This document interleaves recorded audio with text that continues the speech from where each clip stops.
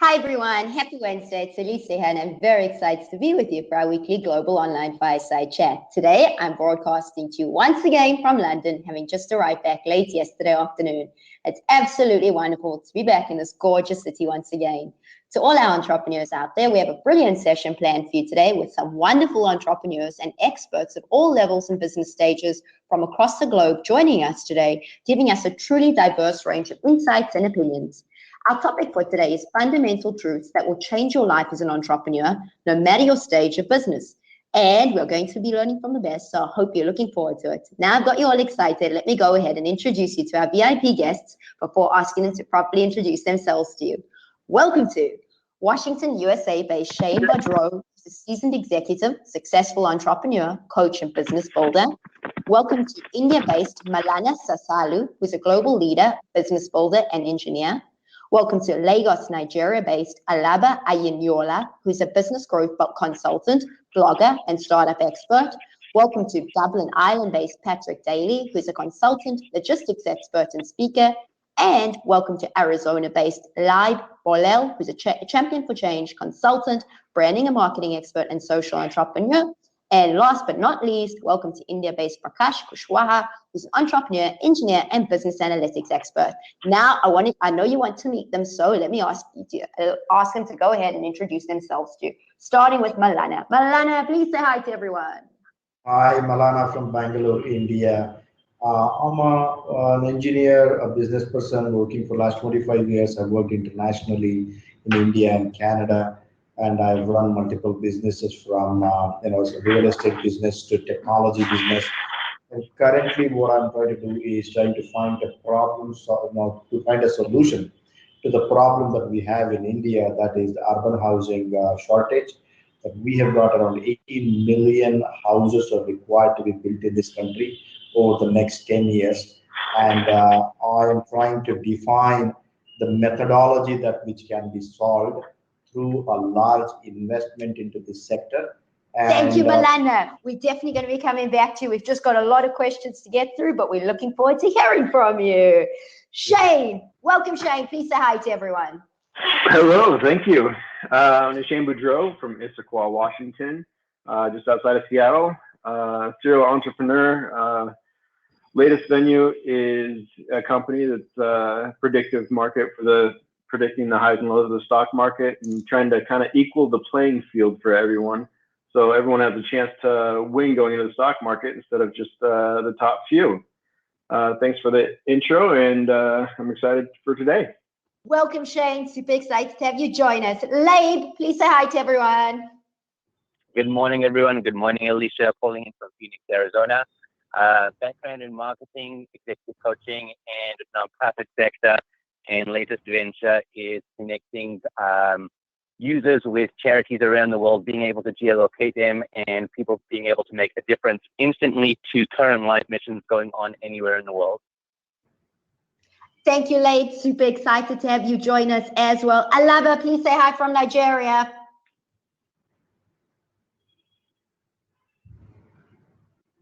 We seem to be having challenges with Alaba. Patrick, please say hi to everyone.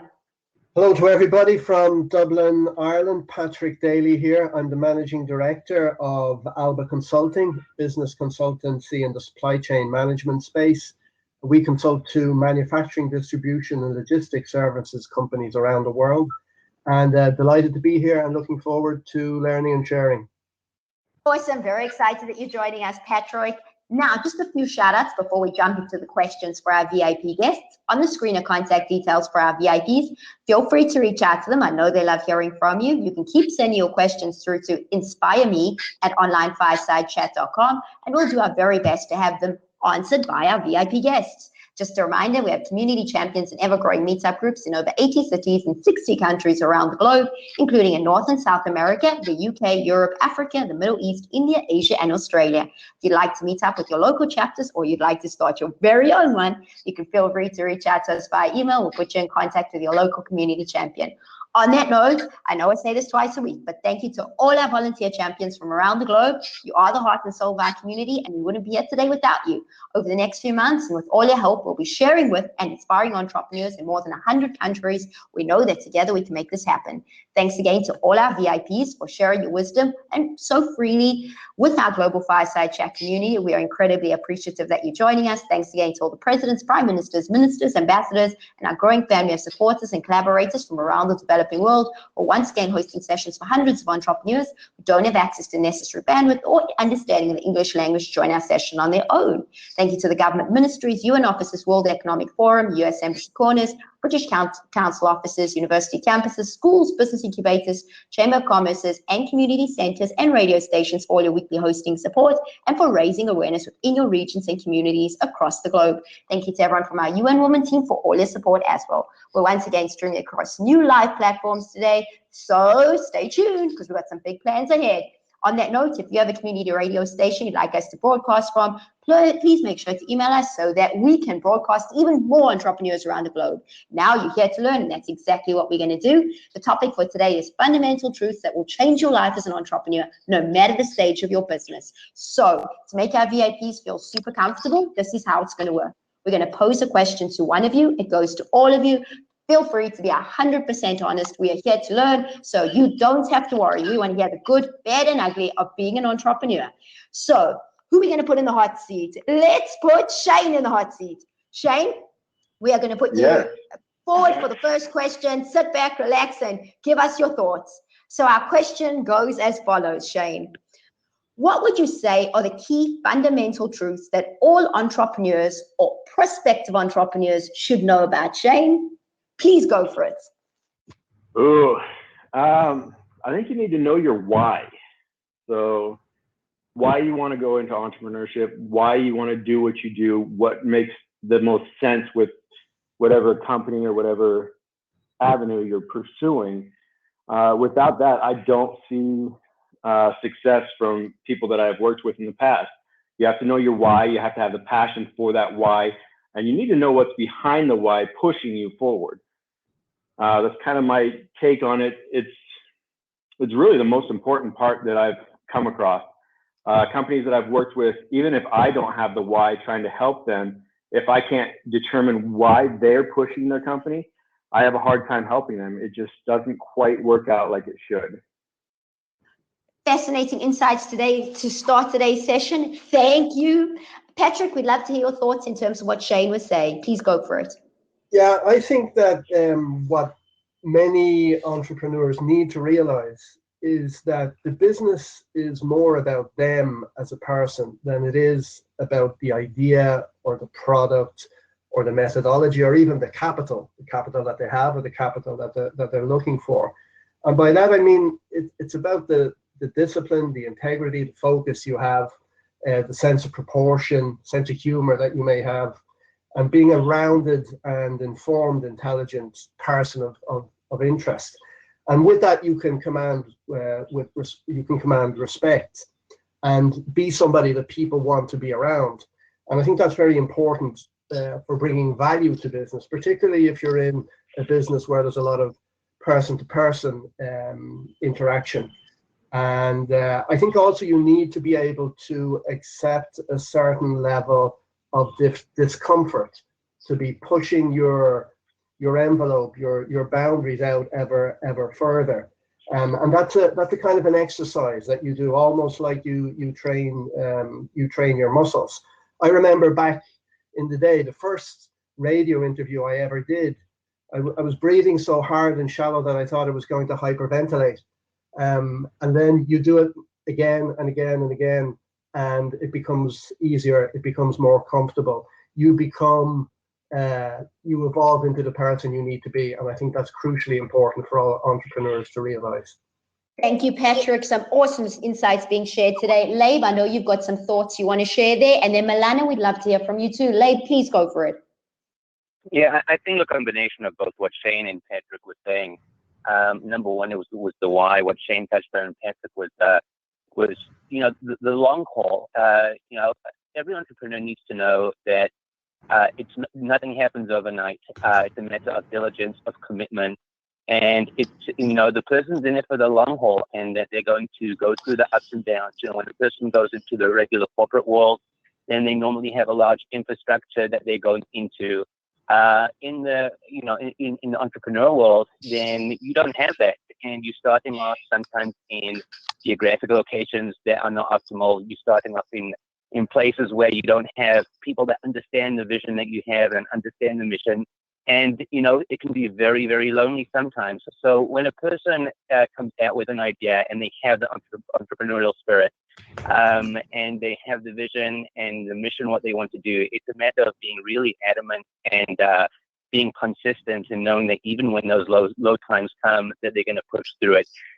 Without that, then I don't think any entrepreneur can really make it. Thank you, Labe. Incredibly important insights being shared today. And Malana, I'm sure you've also got some insights you want to share here. Please go for it. Sure. When I ask people that why do you want to be an entrepreneur, why don't you take up a job and be doing the job, and you get the money every month, whether the business is doing well or whatever may be the ongoings in the environment, you get your salary and you're all happy. And the two things that I hear from people is that we can make a lot of money is one thing, and we get a lot of independence.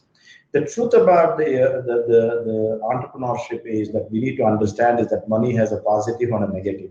That means at some point of time you may not have a dime, but you still have to run the business, and the whole responsibility lies on you. Similarly, independence, and people talk about independence, that if I'm on my own, that I can do whatever I want. That's probably the other side of the story, is that if you're having a job and when things are not going well, and what you do is you put in a resignation letter and you move on. But in a business where, because of your commitment, because of your passion, because of what you believe in, you have dived into it, and there is no going back after that, unless you decide to wind up and do something like that stupid thing. But nevertheless, basically what happens is that your independence is curtailed in certain ways in terms of what you can do, but there is independence within your business, and you need to understand that this is much more than a commitment to the task that is on hand, and that's the fundamental truth about entrepreneurship.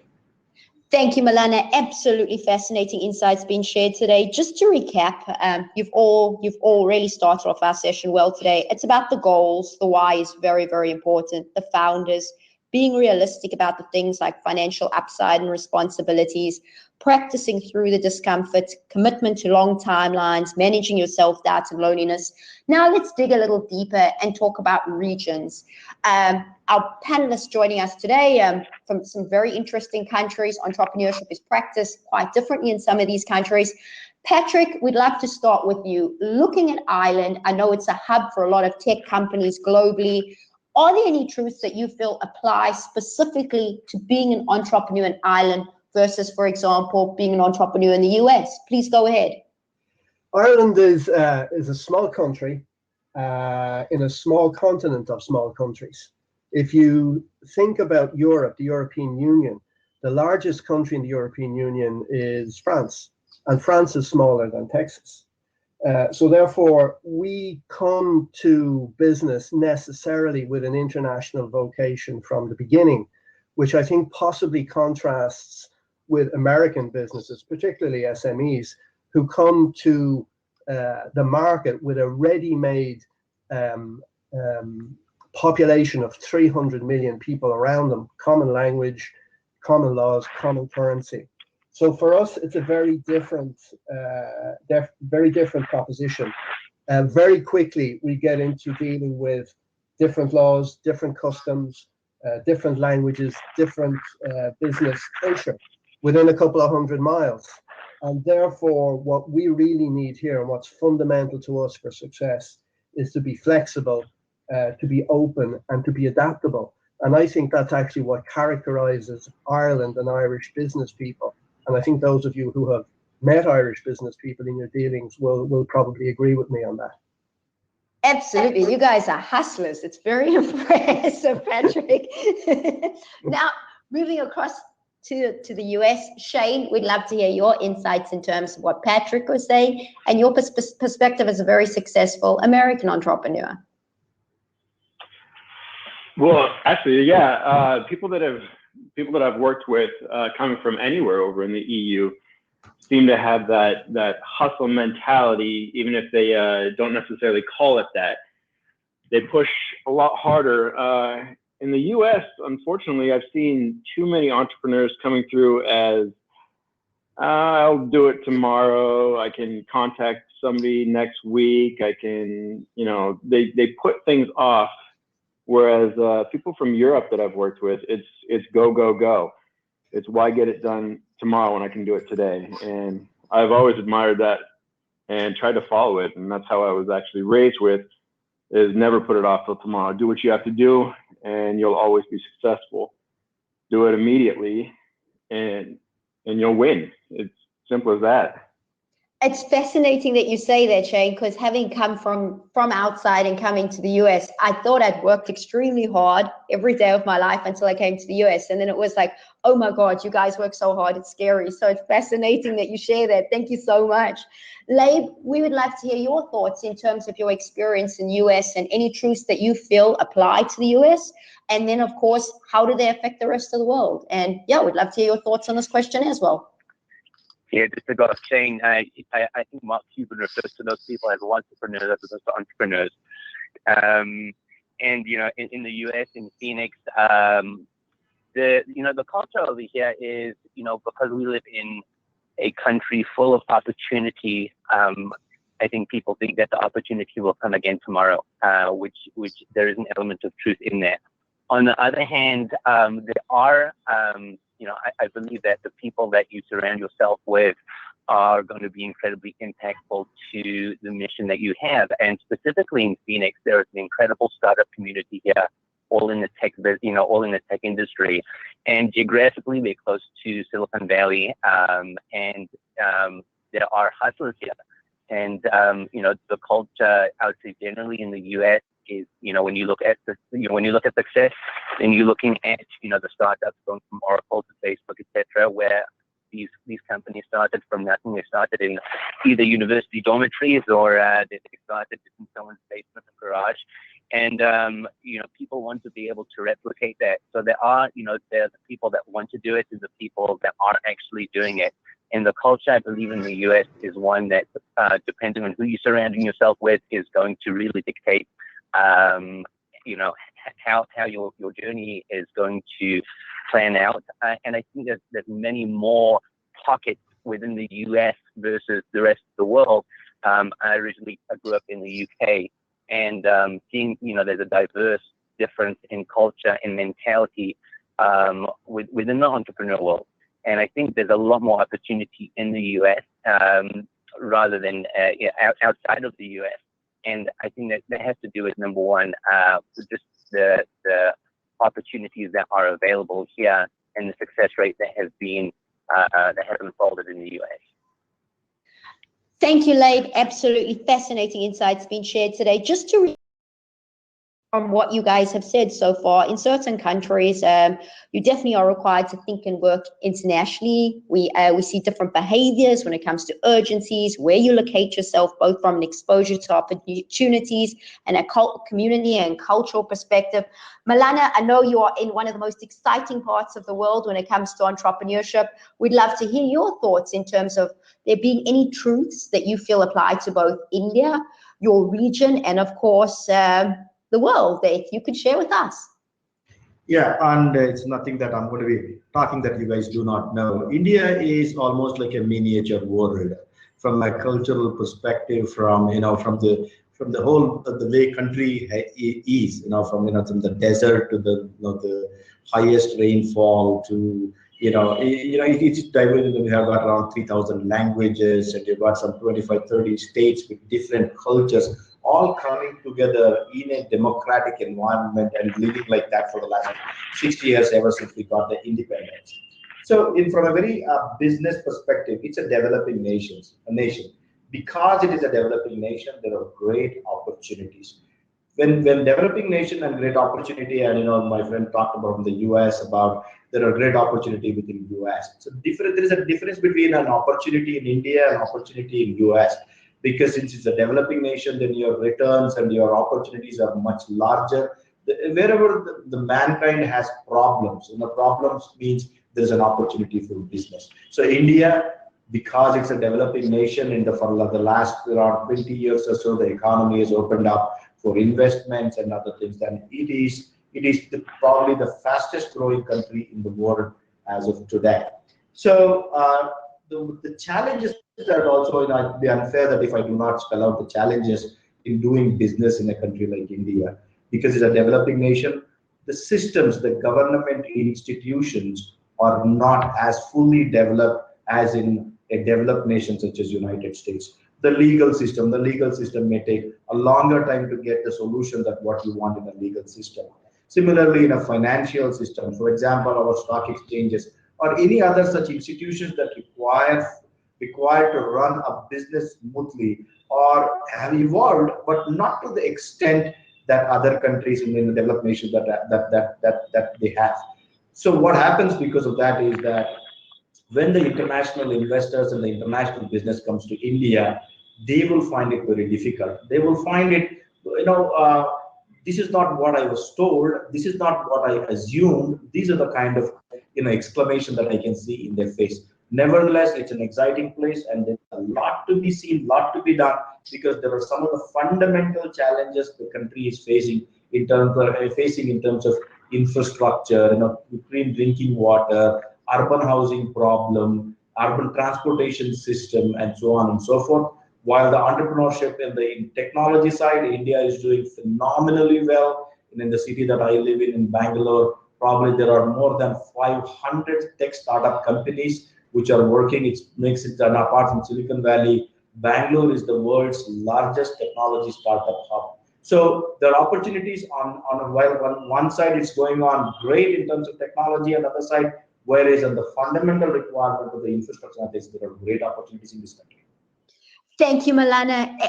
Absolutely brilliant insights being shared today. I hope you guys are enjoying joining us today as much as I'm enjoying hosting us.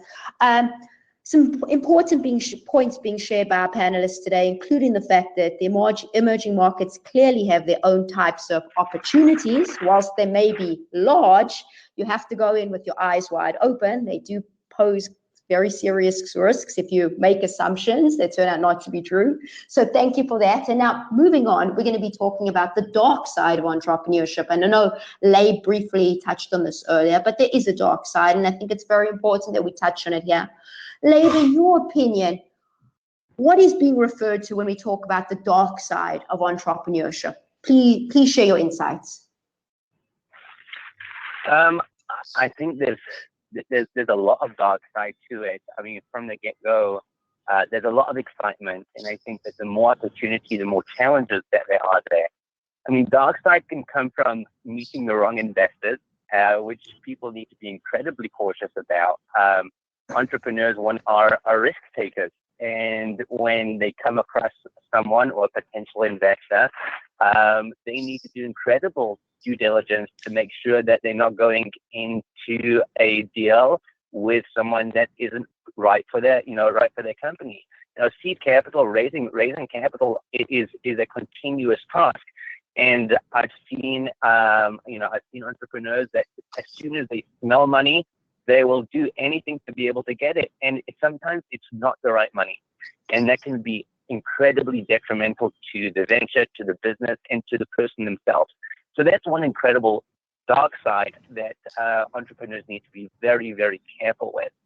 And another point is knowing the challenges that come emotionally.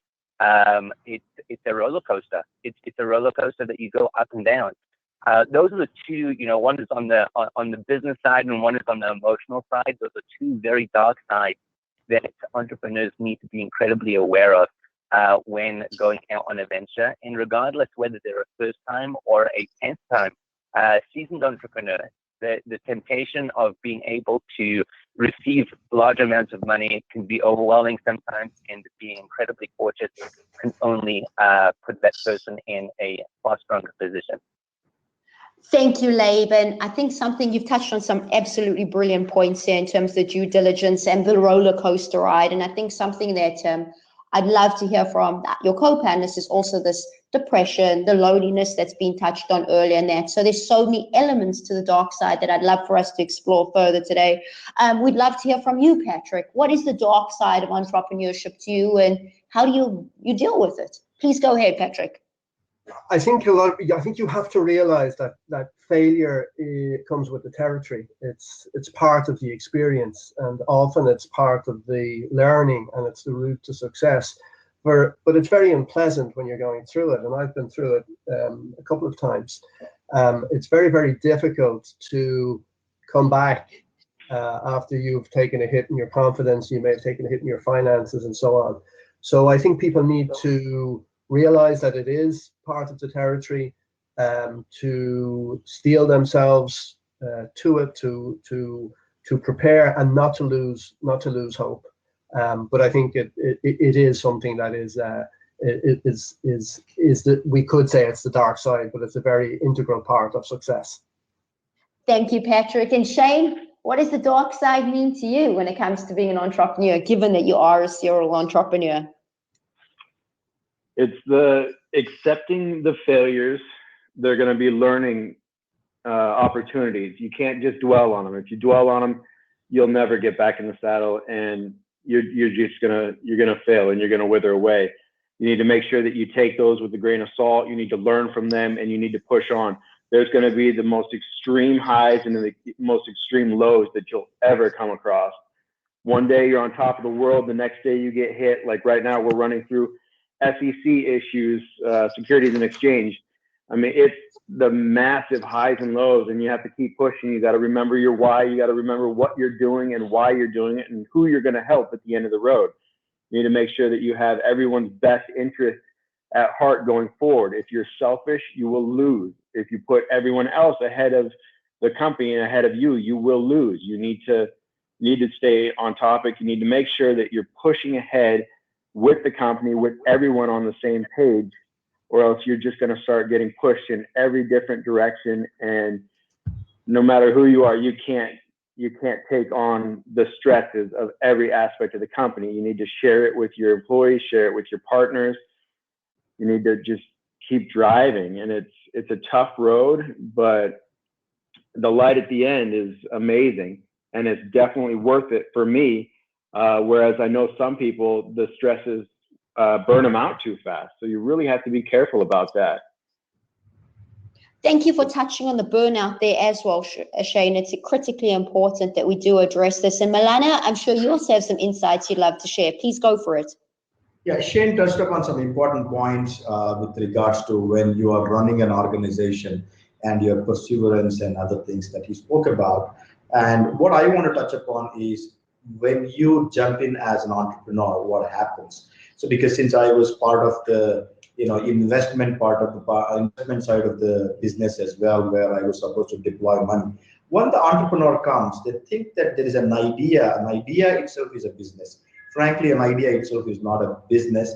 An idea which is completely cooked, because the devil is in the detail, understanding their own business completely to all the questions an investor asks, because money is made very important in a to-be entrepreneur's head. That is, if I get the money, everything is going to be sorted out. Really, frankly speaking, there is so much capital in the world that needs to be deployed.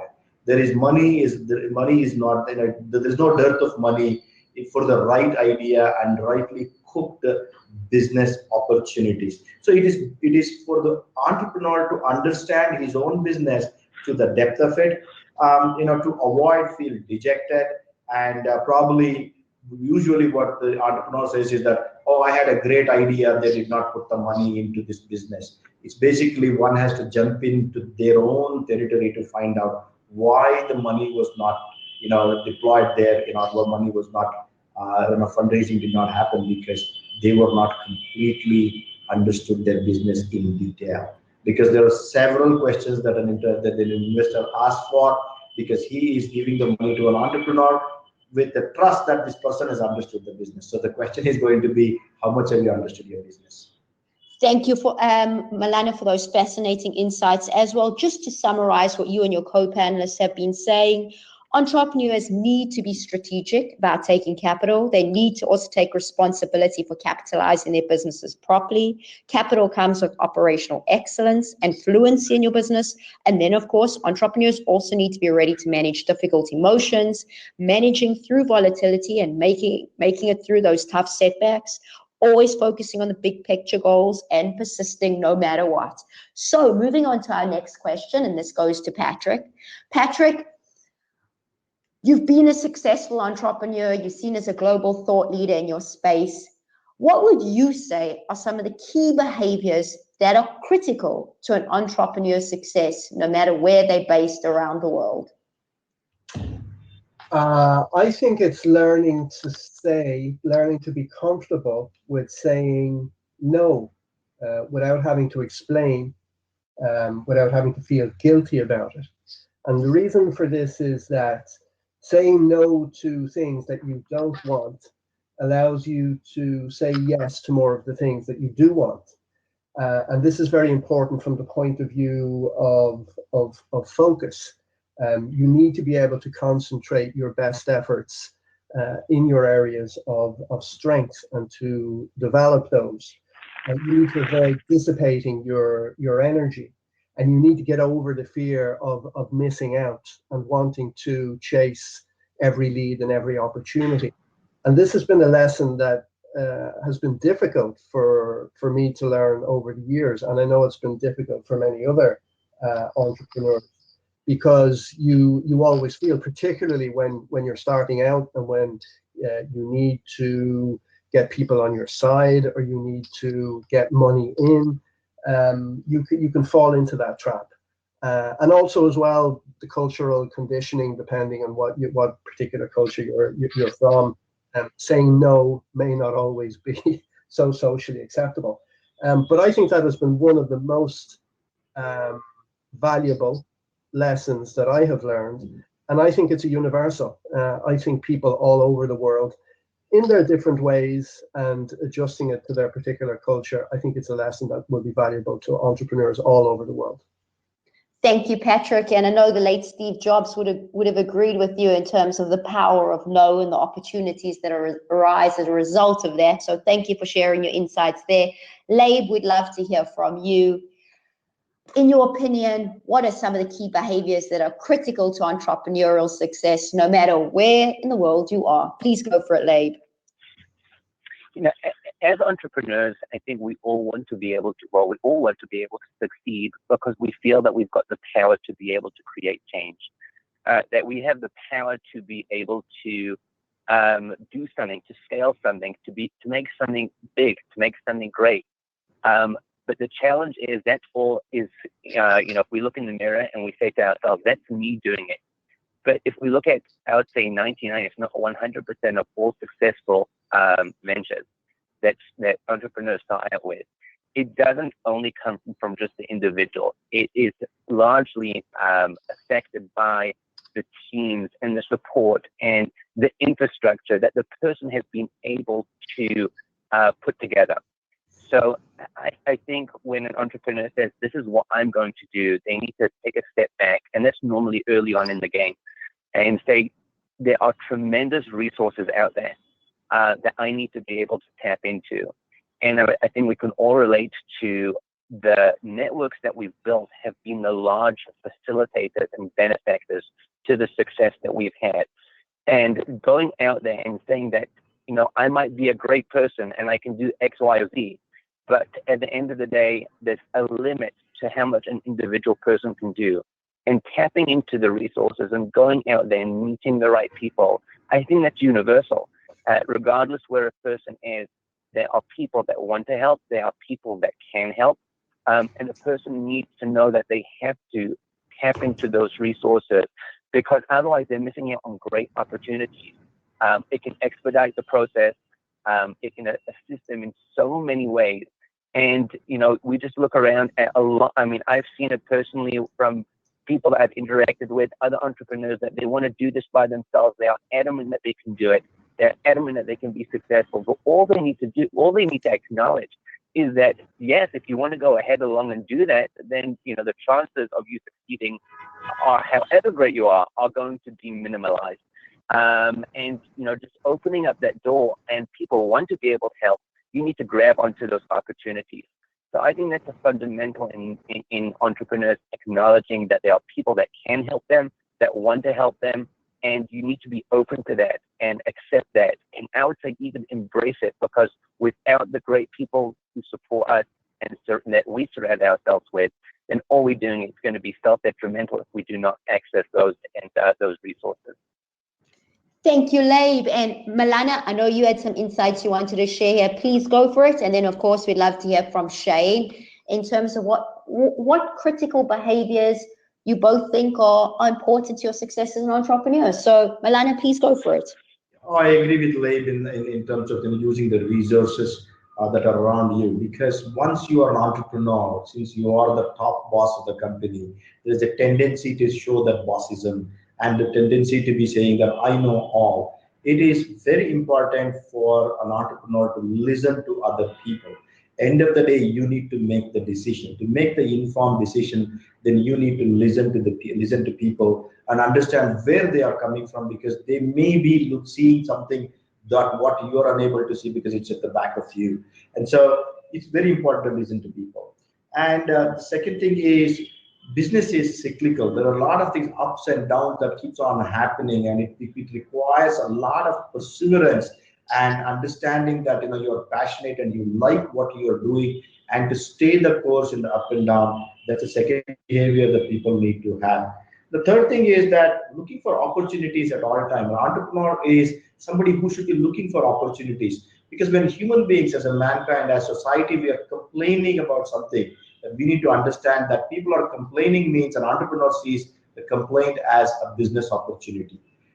So I think listening to people around you, and also on larger listening within wherever you're living, within your society, what are the things that people are looking for? That is where the opportunities lies. Thank you, Malana. Shane, we'd love to hear from you. Please go ahead. The first thing that comes to mind is if you don't ask, the answer is always no. You need to reach out to people. There are unlimited resources on the internet. You can reach out to people from every country in the world. And a lot of people, more than you could ever imagine, are willing to help. Take just a couple minutes and give you a little advice, introduce you to somebody who may be able to help you, even give you guidance. If you ask for it, a lot of people will just give you guidance. What do I need to do? I'm stuck at this point. And just random people on the internet, LinkedIn especially has been a great resource. People are there to help you. If you ask, they'll help you. If you don't ask, you're going to burn out. You're going to lose yourself in the work, and you won't be able to progress. Thank you, Shane. So just to summarize what you and your co-panelists have shared around this question, it's often about committing fully to an opportunity, not getting distracted, focusing on your milestones and getting the resources you need in order to achieve those milestones, having the humility to get help, knowing when you actually need that help and not being embarrassed to ask, and of course, listening and synthesizing what you hear so you can make the right decisions and notice the opportunities often staring you in the face. So on that note, talking about getting help, and thank you for addressing this, I'd love to direct this next question to you, Patrick. As entrepreneurs, we're seen as steering our own ships, and we often do need help. We're embarrassed to ask for help, and often that help can save us a lot of heartache along the way. Have you had that someone to turn to for advice? Has that person been one person? Has it been many people? Have you outgrown that person from time to time? We'd love to hear your insights in terms of getting the right advice when we need it, Patrick. Please go for it. I think it's very important to seek advice. That the point has been well made that we cannot do it all. I have sought advice from formal and informal mentors. I use and have used for a long time two formal mentors. One is very well known, Alan Weiss. He's known as the contrarian consultant. He's based in Providence, Rhode Island, and working with Alan over the last 10 years has been invaluable to me, and I have learned a lot, and I hope I have contributed in some way to Alan's thinking. So it's a two-way street.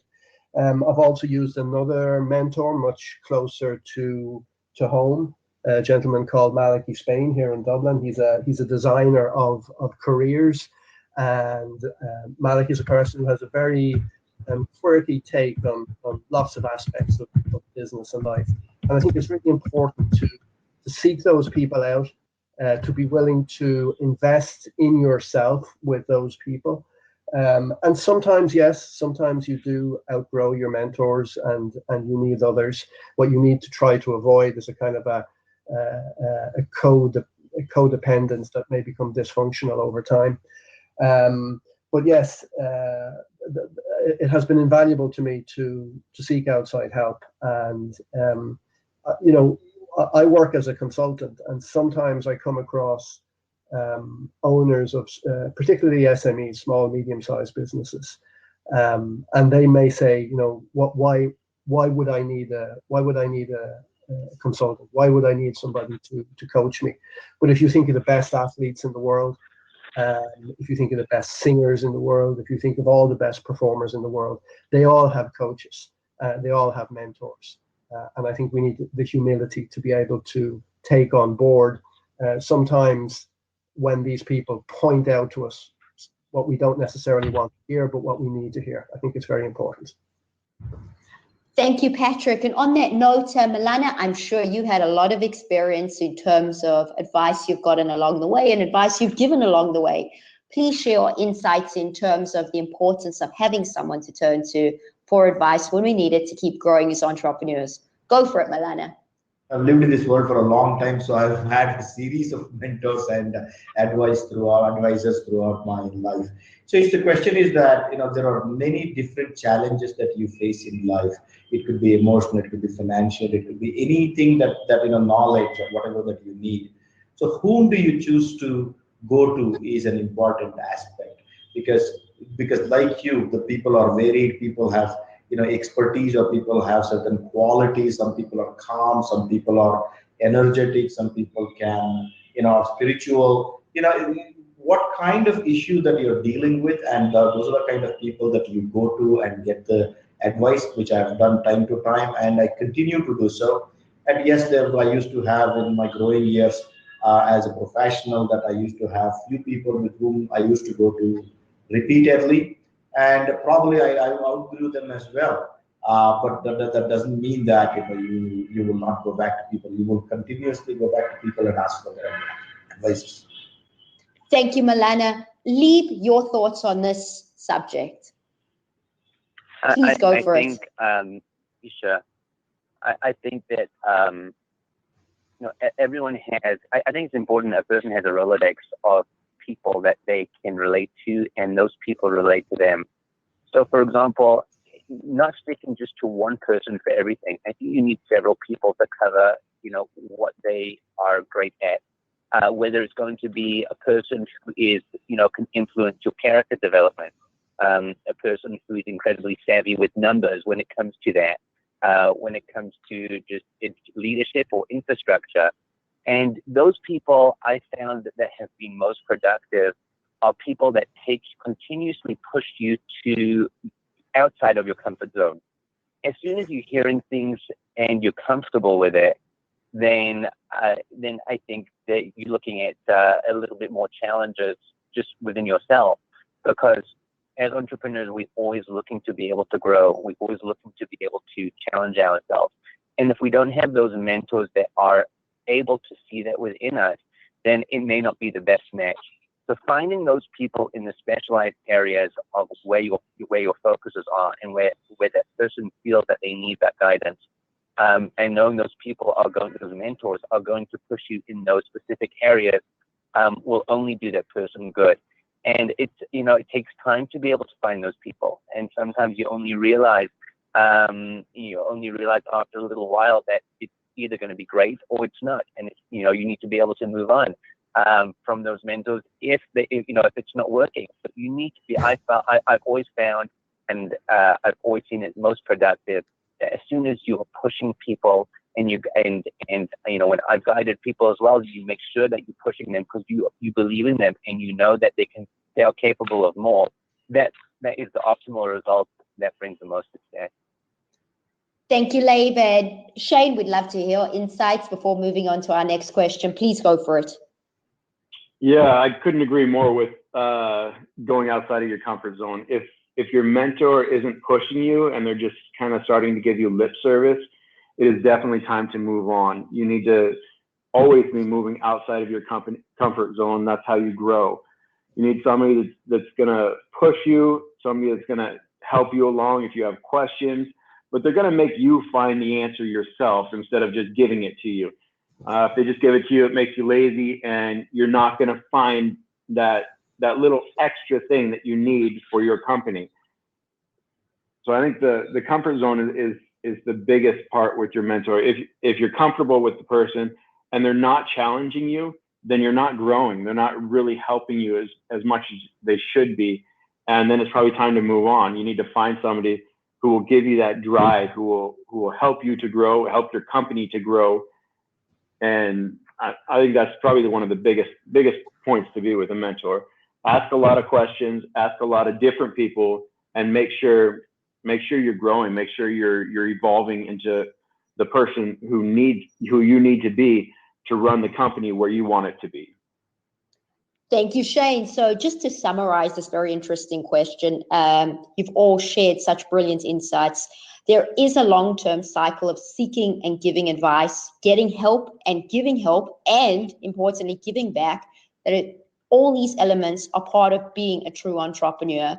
You want to be conscious and conscientious about how you engage with that part of entrepreneurship, and seeking experts and people who will stretch you as an entrepreneur are all critical to your success. Now, following up from that question, let's drill down deeper in terms of expertise. We'd love to pose this question to Malana. So Malana, please get comfortable.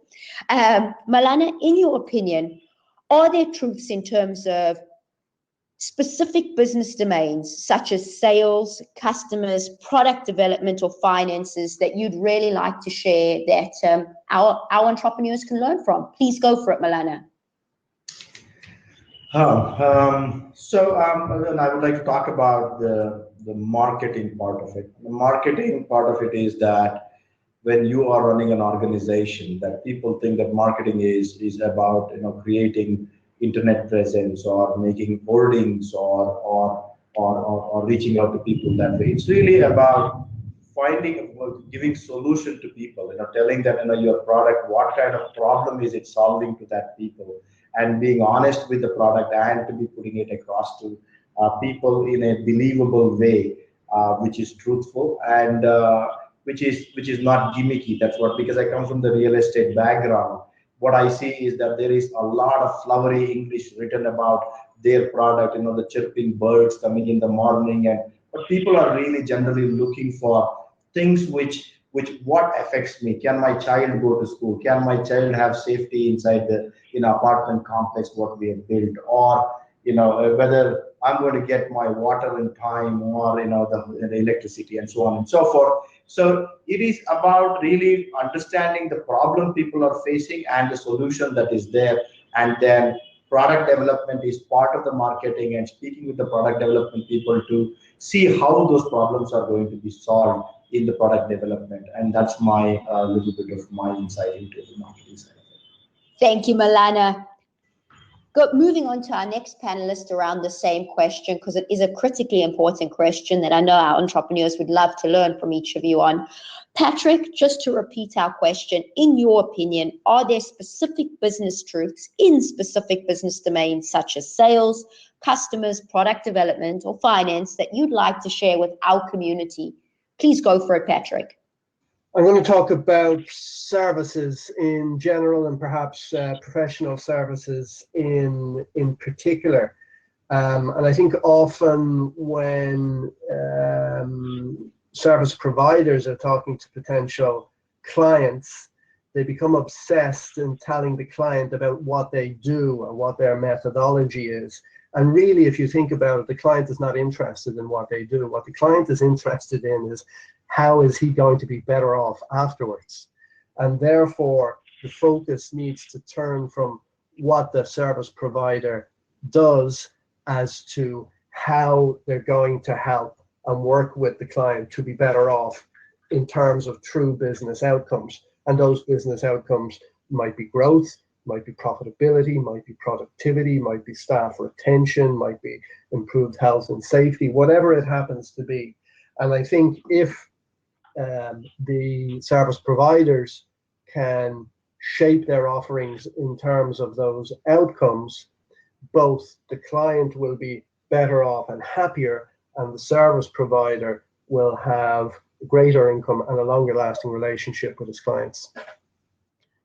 Thank you, Patrick. And Labe, we'd love to hear your insights here too, as well as Shane. Labe, please go for it, and then we'd love to hear from you, Shane.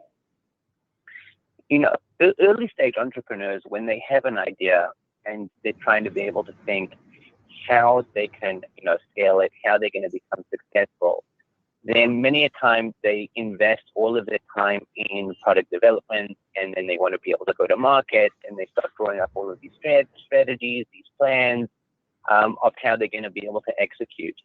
And I'd say one of the most fundamental things that they miss is the investment in marketing. And that's because marketing on the layman's eye level is something, it's advertising what comes up on our computer screens, what happens, what's coming on radio, what's coming on, on commercials, etc. When in essence, the back end of it is really so much of a foundation that can determine the success or failure of any startup venture. So that tends to get lost early stage, and companies can fold because they haven't been able to execute properly. They haven't been able to understand the significance of really building a solid foundation of how to be able to get out to market in the most economic way, in the most savvy way, in the most strategic way. So I think, entrepreneurs, when they're going out there, they need to understand, and I'd say even study to some extent, the significance of what marketing and the different types of marketing invest money and time into understanding the needs of how to be able to get your product, your business out there. And because it's the most effective way, or one of the most effective ways, that many times, because of the misunderstanding of what marketing is, it gets overlooked, and then it can be incredibly detrimental. Thank you, Labe. And Shane, we'd just love to hear from you. Please go for it. I think touching on marketing and sales, I think the biggest aspect, people are bombarded constantly with advertising. Look what I can do for you. Look at how your life will be better. And I think that people need to switch away from look at me and look what I can do, and turn it into them asking themselves, how can this product, or how can this service, or how can this company make my life enriched? How is it going to make them better? And they need to ask themselves the question. You can't tell them, you can guide them to the answer, but you need to help them to discover it on their own. Instead of just saying, hey, look, if you buy this service, your company is going to do 100 times the business that it's doing now. And have them say, hey, you know what? If I buy your service, this can really help me grow. And you have to guide them gently into making that determination and that discovery themselves. If you can do that, then you have customers for life, and they'll tell their friends and their cohorts, and you'll grow exponentially. But sales has to change now. It can't be the typical bombard, hey, look at these pretty people doing this, and come and use our products, or come and use our service because you're going to be so much better. It's not bought in anymore. People don't believe it. And I think it's in that changing economy, if you can set yourself apart on how great your company is by them deciding how great your company is, I think the growth opportunities are limitless. Thank you, Shane. And just to summarize all these important points we've learned. So it's about remembering that you need to do more than create just a product. You need to market. When you do, you need to remember that your customers want to solve real problems.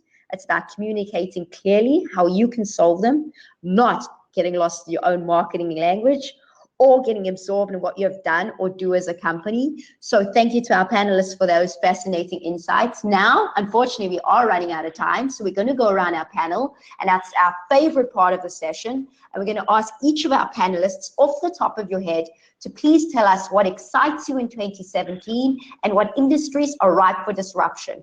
We don't want you to overthink it. We just want you to share your opinion as quickly and as smartly as possible. And then of course, we're going to ask you tweet pieces of advice. So starting with Patrick. Patrick, what excites you in 2017 and what industries are ripe for disruption?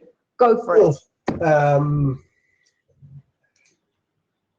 What excites me in 2017, in my own world, I guess what excites me is the prospect of further internationalization of my business and beginning to leverage the knowledge and the capacities and capabilities that I've accumulated over time to help other people to grow their businesses and to become better off, and to leverage technology to do that in smart ways. You know, the way we are connected here today, you know, there are people here from Africa, there are people in the Americas, people in Europe, and people in Asia, literally working together and sharing valuable insights. Thank you, Patrick. Unfortunately, we have 3 minutes, so we're just going to have to quickly go through this. Thank you. Milana, what excites you in 2017? What industries are ripe for disruption? Then we'd love to hear from Shane, and then we'd love to hear from Leib. So please go for it, Milana. I think it is an era of shared resources, and you know, the aggregation business like the Uber and Airbnb, who do not own anything, but they are the largest in their field of operation. And I'm looking at opportunities, whether in real estate, housing, where people are not going to have ownership of the house, but at the same time, they are able to switch from one house to another house or whatever they want. Is there a way of aggregation of houses to put them on a rental basis?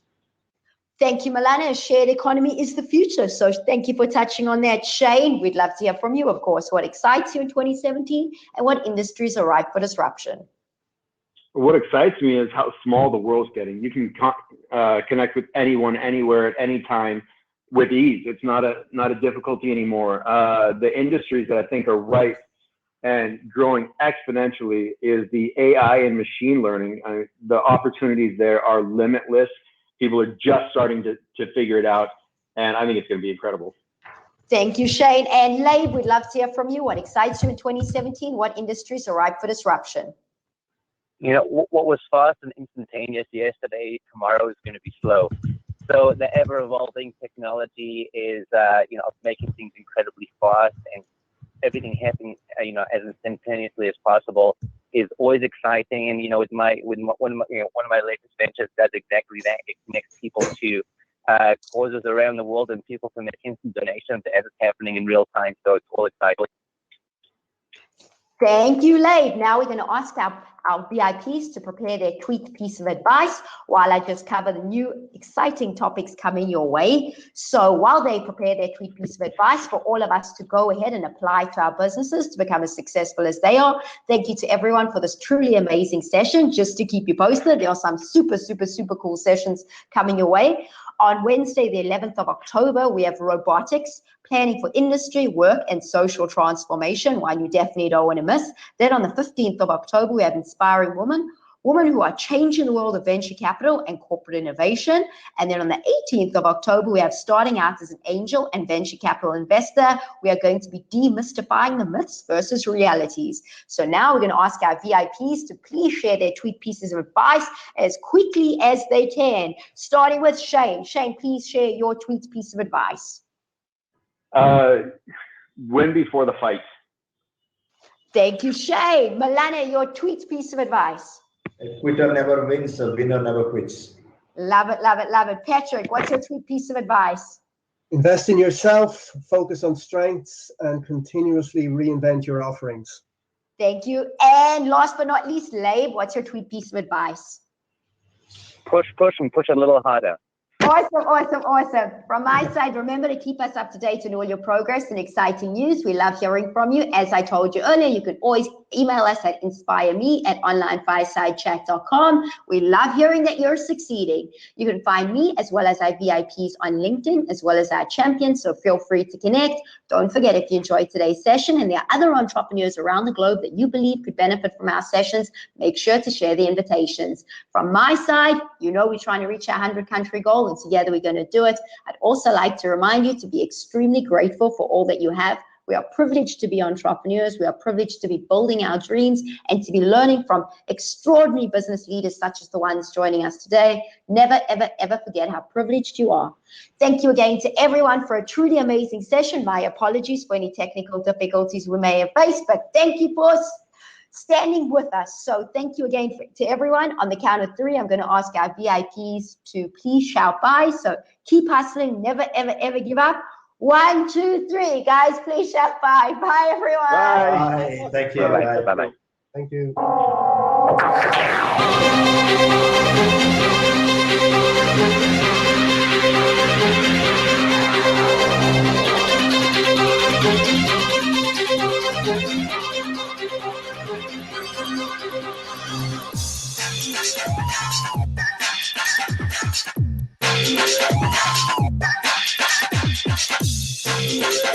Thank you.